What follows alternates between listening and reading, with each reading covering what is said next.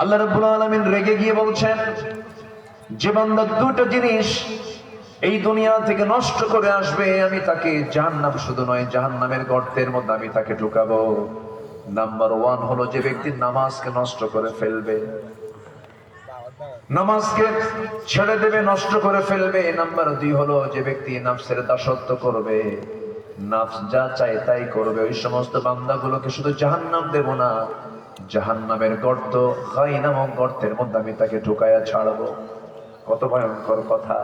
এখন প্রশ্ন হলো, আমার আপনার সবচেয়ে বড় কাজ হলো প্রথম হক আমরা আদায় করব কার? আসতে বলবেন না কার? নামাজটা কার হক? আল্লাহর। নামাজ কার হক? আল্লাহর। এই দেশে সবচাইতে হক নষ্ট হয় বেশি কার হক?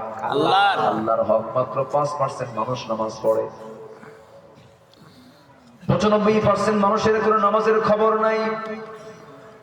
জুমার দিন 15% মুসলমানকে নামাজি পাওয়া যায়, জুমার দিন হাজির হয়, সেই দিনও নামাজি খুঁজে পাওয়া যায় না।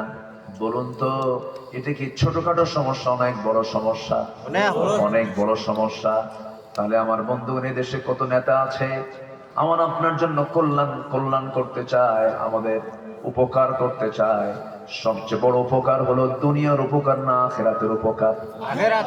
সেই বন্ধু আমার প্রকৃত বন্ধু, যে বন্ধুকে দেখলে আমার আখিরাতের কথা মনে হবে।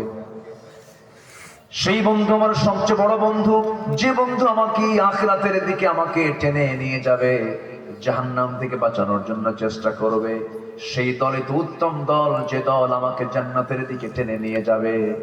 আমার বন্ধুগণ, 54 বছর ধরে কত রাষ্ট্র ক্ষমতায় কতজন আসলেন গেলেন, মদের আইন পাশ করলেন, জেনার আইন পাশ করলেন, সুদের আইন পাশ করলেন, কিন্তু আজ পর্যন্ত কোন মুসলমান শাসক নামাজের আইন পাশ করতে পারে নাই।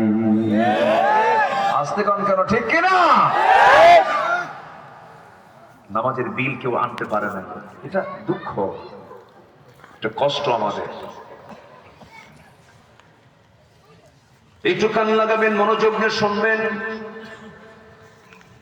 অনেক কথা আছে, আস্তে আস্তে করে বলবো। বন্ধুগণ, নামাজের মধ্যে সবচেয়ে ফজিলতের নামাজ হলো ফজর।